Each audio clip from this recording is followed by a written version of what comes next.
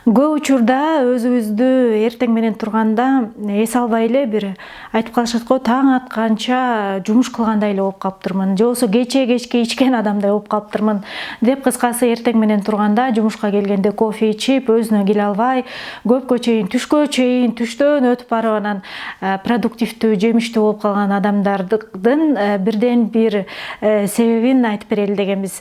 Ал адамдар өздөрүнүн, эгер ошондой абалда болуп атсак, эртең менен ойгонгон процесске абдан чоң көңүл бурушубуз керек экен.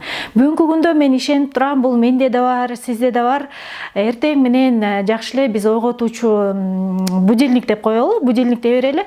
Коюп коебуз дагы, мисалы мен саат 8-де турушум керек деп коем дагы, анан 8-де будильник чырылдай баштайт. Анан уйкулуу көзүбүз менен биздин биринчи реакция кандай? Кайра басабыз.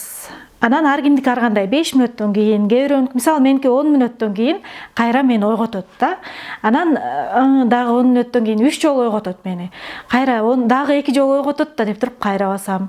Дагы 1 жолу ойготот деп кайра басып, анан 3-чү жолу ойготкондо эми кайра ойготпойт, уктап калбайын деп анан туруп кетем. Бирок ушундай мага туруш өтө оор да. Эмне себептен? Көрсө, биздин уйкубуз циклдарга бөлүнөт экен. Бул 1,5 сааттан 2 саатка чейин. Адамдын уйкусу 1,5 сааттан 2 саатка чейин катуу уктаган учур. Ушунчалык сонун уктаган учур. Уйкунун эң таттуу мезгили деп айтсак болот да. Бизде эмне болот? Ошол биз жакшынакай уктайбыз дагы, жаңы циклдан будильник чырылдаганда, бизди ойготуучу телефондорубуз чырылдаганда, биздин денебиз, биздин мээбиз ошо циклдан чыгат.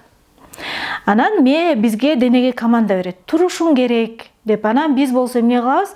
Тегени кайра басабыз дагы, жаңы циклга киребиз. Демек, биз 10 мүнөттүк эле циклга киребиз. Бирок биздин мээбиз кайра денеге программа жөнөтөт, приказ жөнөтөт. Бул кожоюн турбайт экен, дагы 1,5-2 саат уктай тур деген команданы берет. Анан денебиз уктап баратканда 10 мүнөттөн кийин туруш керек болот да. Жаңы циклга кирип бараткан денебизди, мээбизди алып чыгып, кыйнап тургузуп, анан жана мен башында айтып кеткен шалдыроо, иштикке көңүл келбестик, уйку канбастык, жанчылып калуу мына ушул себептен келип чыгат экен да.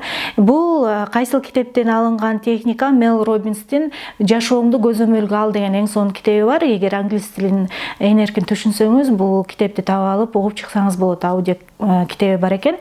Анан ошол жерде айтат, эгер сиз өзүңүздүн жашооңузда өзүңүздү сергек сезгиңиз келсе, анда эртең менен ойгонуу процессиңизге өзгөчө көңүл буруңуз. Ал үчүн ал мындайча сунуштарды айтат да. Ойгото турган будильникти алыс коюңуз.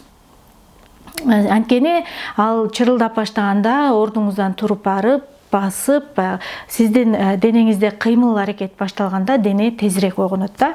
Мен бир адамды мындай бөлүшкөнүн окуган элем кайсы бир китептен. Эртең менен тура албай кыйналганда, ал акырында айласы кеткенде, бардык нерсени кылып көрүп, айласы кеткенде тазик деп айтабыз, билеген деп айтабызбы, ошол нерсеге керебеттин жанына суу коюп туруп, анан уктачу экен.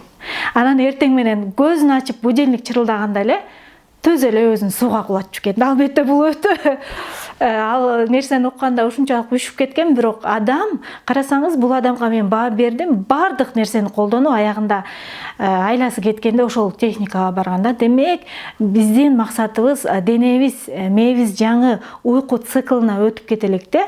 Мындайча айтканда, биздин улуу адамдар айтат, дайыма шарт туруп кетсең, ошончолук сергек жүрөсүң депчи.